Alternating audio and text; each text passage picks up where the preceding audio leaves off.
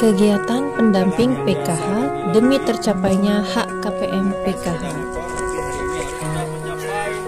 Koordinator PKH Kecamatan Pantai Bidari, Urija SE, selaku pendamping PKH, hari ini melakukan kunjungan pertemuan kelompok P2K2 yang harus diikuti setiap KPM PKH di Desa Blangsenong, Kecamatan Pantai Bidari.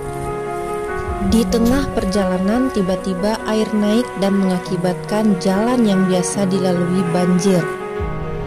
Alhamdulillah di Desa Pantai Labu ada beberapa titik banjir yang sudah bisa kami lalui untuk menuju lokasi.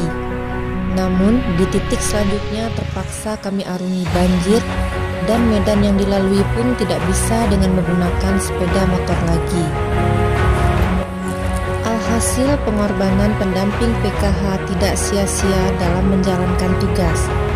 Seperti dikatakan Urija, Korcam Pantai Bidari, bahwa agenda kerja adalah yang pertama, pertemuan P2K2, yang kedua, sosialisasi kartu BSI, dan yang ketiga, pembagian formulir BSI.